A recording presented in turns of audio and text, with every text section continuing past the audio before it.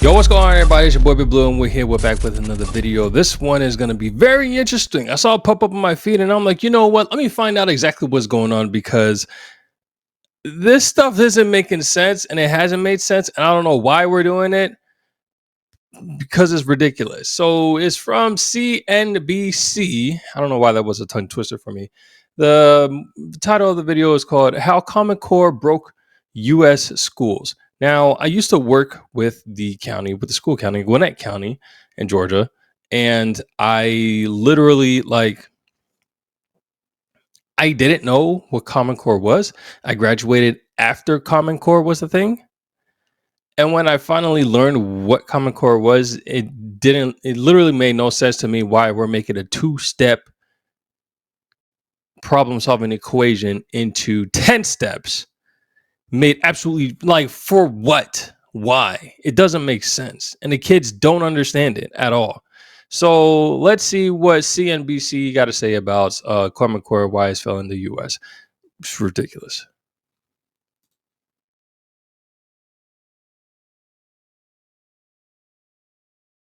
It's as simple as following a series of familiar steps to get us to that answer. 1. Now, remember this. This is how students under Common Core were taught to solve the exact same question.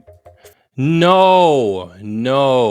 Oh, so there's separating all of the number placements? First adopted in 2009. What about the last one? Wait, whoa. There's no way. Now, okay, 189. Remember this. This is how students under Common Core were taught to solve the exact same 100. question. First adopted. Wow. So they added all of the, but how is that 100? How is this 100? How is this 50? No. What? No. What? 333. Oh, 333 minus 300 equals 33. 300 minus 200 equals 100. 200 minus 150 equals 50 is 146. Why?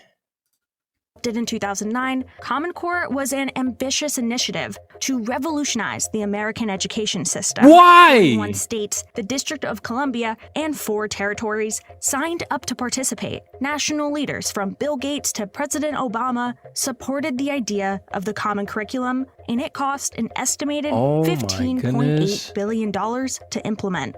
They thought standards were just too low in the U.S. and that they thought standards were too low then? Ha! What a joke! Could have kids learn more in school if we raised standards. Quite frankly, they didn't really trust the schools to do this on their own. One of the most challenging aspects was we understood our curriculum, and we were basically thrown a curveball into what it was, and had to really adopt new practices. But a couple of years after its launch, it was met with confusion and ridicule. Some of the math items that were mocked, I think, deserved to be mocked, frankly. They were just very poor items. People deserve to know the truth, but it wasn't the truth. I was 15 in 1977, and I'll be 30 next week. I don't think that math checks out. I don't get math. I went to school in the 2000s, and we were taught Common Core. All of a sudden, parents were having to help their kids with math homework that they couldn't quite grasp because they hadn't been taught math that way. So how can the U.S. fix our lagging school system? Can a common curriculum work?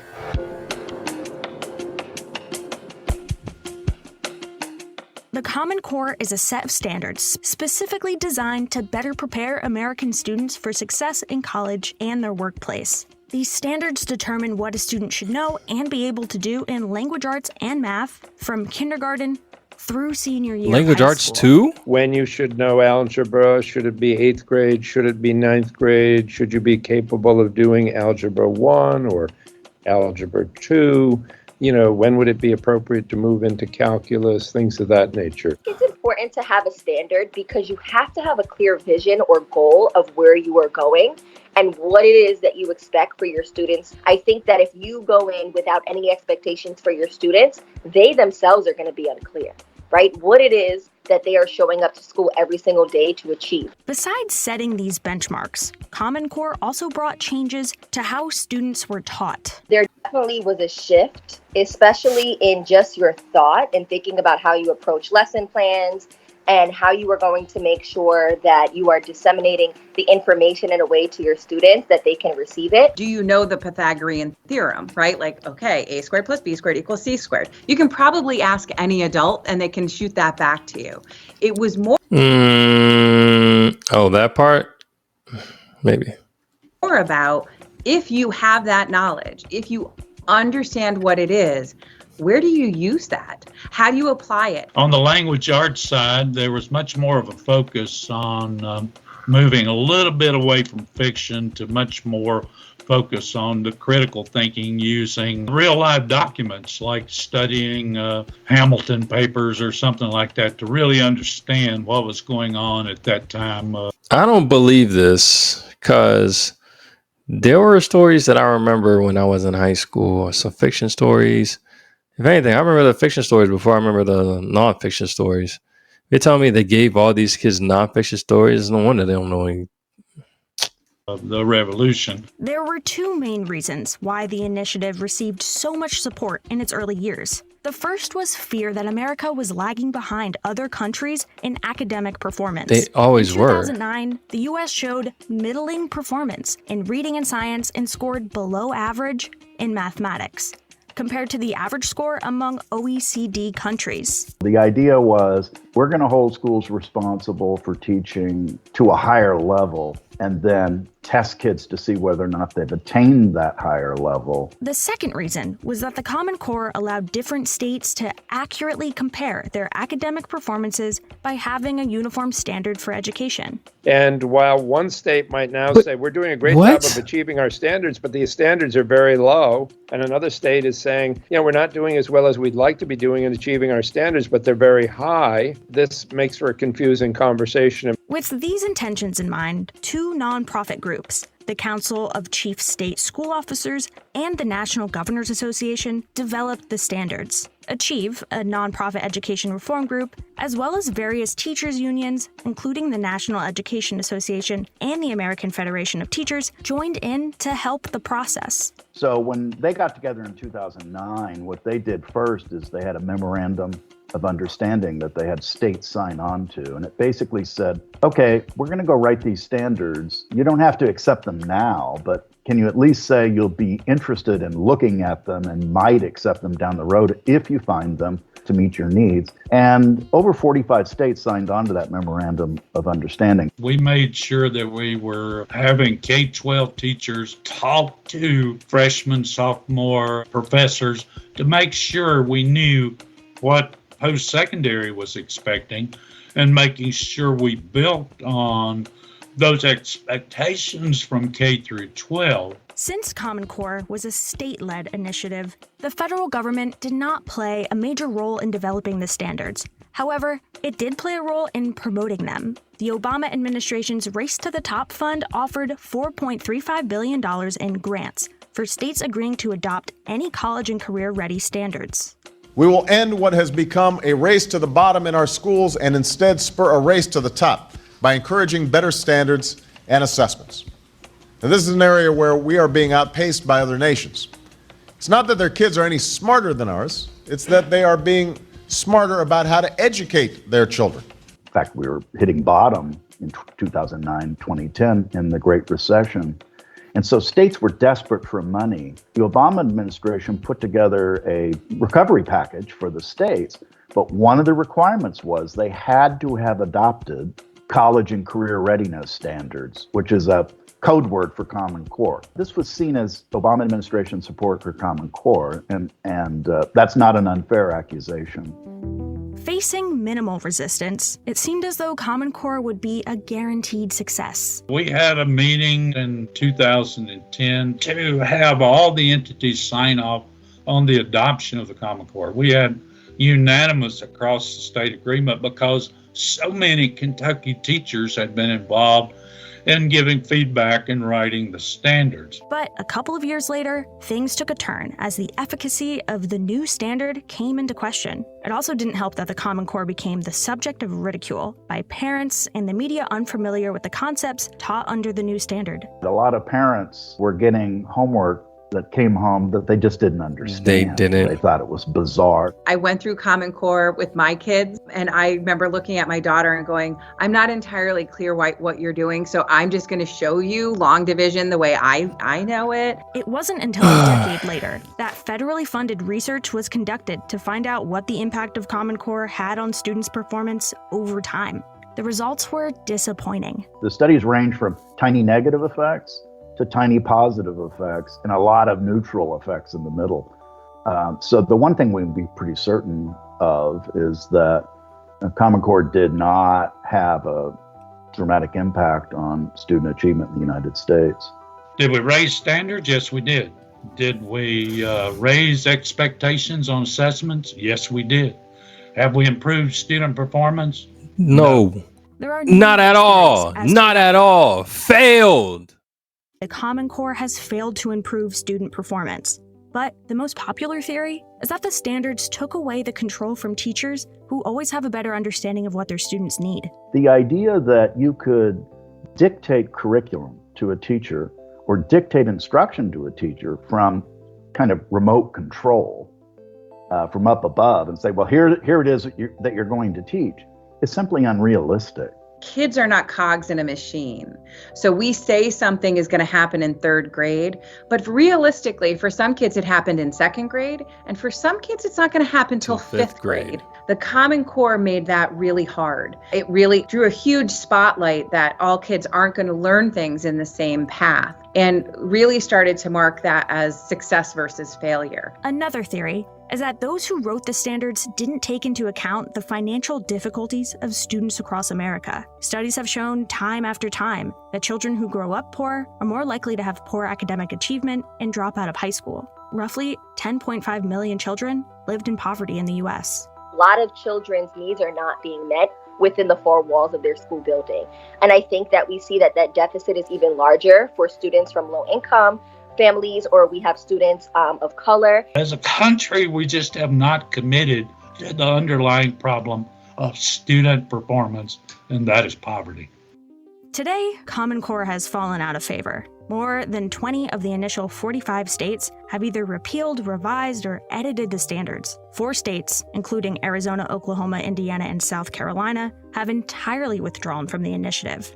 Former Secretary of Education Betsy DeVos went as far as to call it a disaster, concluding that the Common Core is dead at the federal level. I think you are seeing today what kids experience in curriculum kind of is a little bit more blended.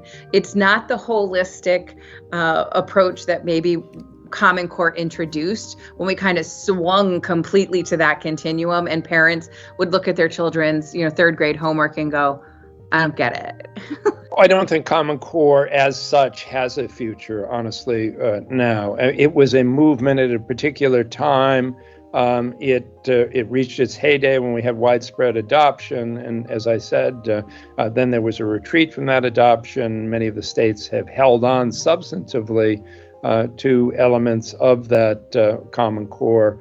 But we've moved on. A few states have also developed a new educational standard as a replacement. On February 12, 2020, Florida officially adopted the Benchmarks for Excellent Student Thinking, or the BEST standards, as a replacement for the Common Core, while New York has developed its own, the Next Generation Learning Standards, that are expected to be implemented by September 2022. Some, however, argue that none of the newer standards would have been possible without the work of Common Core. The standards that the states have come up with, where they claimed they were different from Common Core, they're really not that much different. In fact, some states just basically took the Common Core label off and then slapped a new label on the package. So the Common Core is not going to go anywhere. I feel confident in saying that. What I think is probably going to happen is the continued evolution of the implementation of the Common Core. So the standards themselves will probably continue to exist and be anchors for our practice. What both supporters and the opponents of the original standard do agree on is that Common Core was an initiative doomed to fail from the start, mainly due to its politicalization. There were people who opposed standardized testing. They tend to be on the political left. They didn't like the Common Core test. It was this left-right coalition that really doomed Common Core politically. It wasn't necessarily evidence coming out that Common Core was effective or not effective. Once it became politicized, then all bets were off. States that had adopted it began to retreat. People began to relabel their standards, even if they were essentially the same standards. They didn't want the label Common Core because that had become politicized and identified with a political party or a political leader.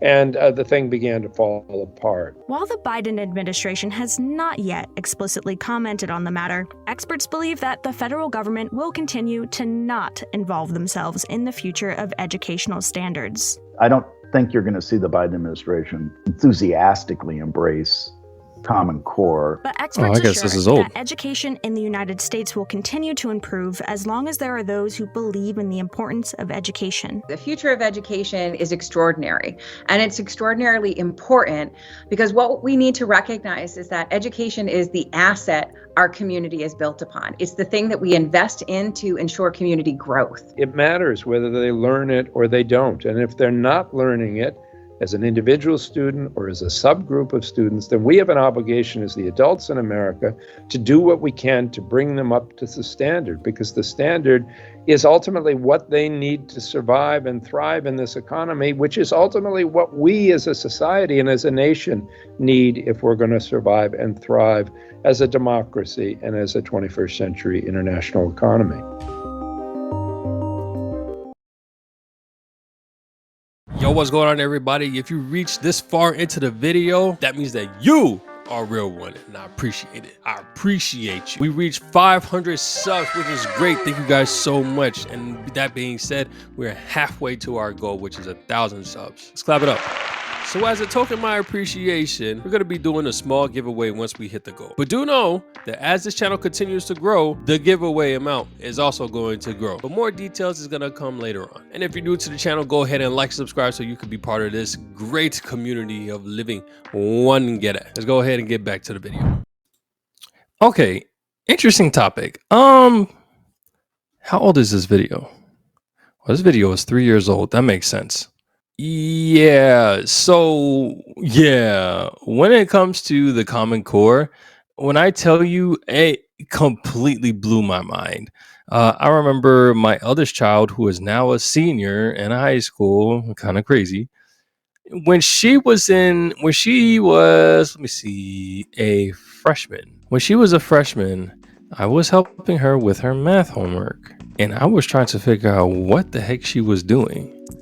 I'm like, yo, this is not math. But she's telling me, yes, this is how the teacher said to do it.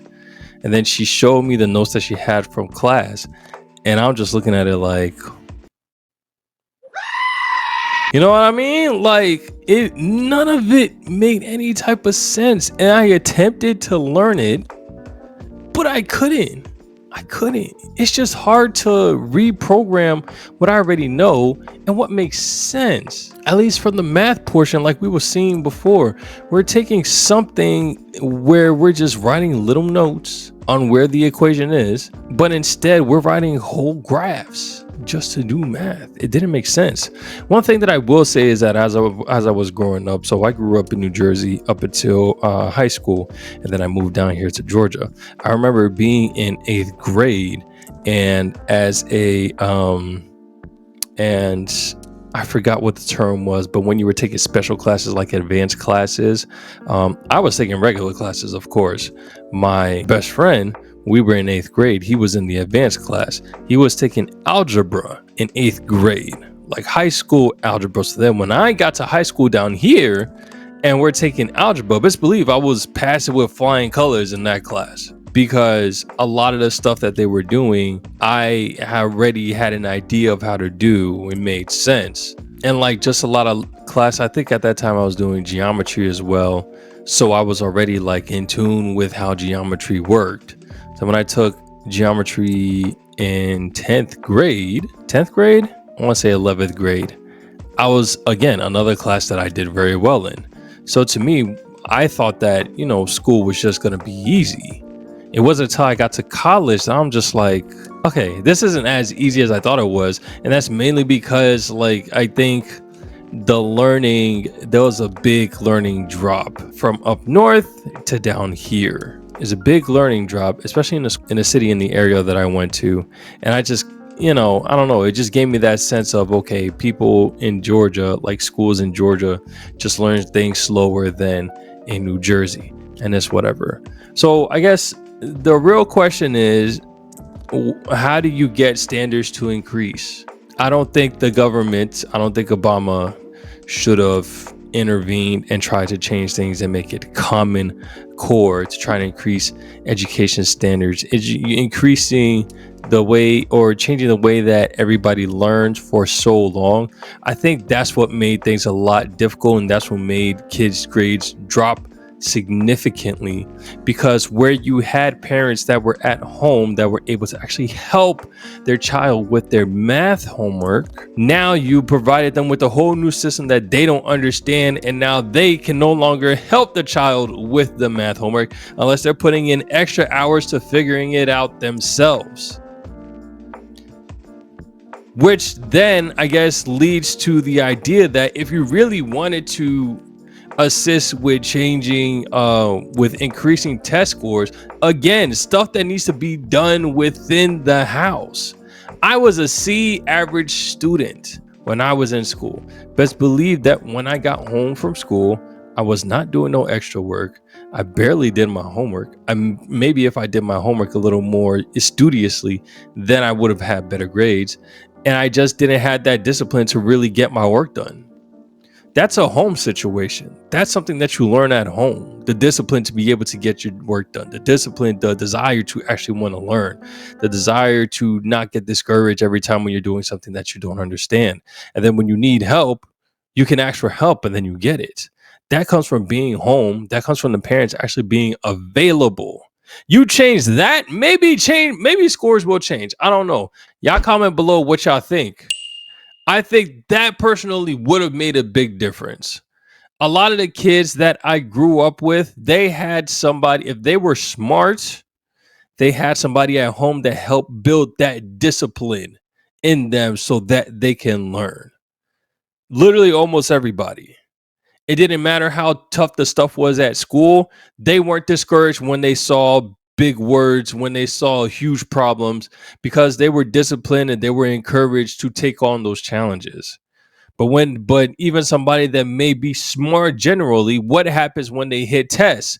They blank out because they ain't getting no assistance at home. But I mean, that's what I think. I could be wrong. Y'all let me know in the comment section. Interesting video. If y'all like the video, go ahead and like the video. And if y'all new to the channel, go ahead and subscribe to the channel. If y'all got any videos that y'all want me to watch, go ahead and show it, send it. Go ahead and send it to me on my email, on IG, on TikTok, and I'll go ahead and react to them.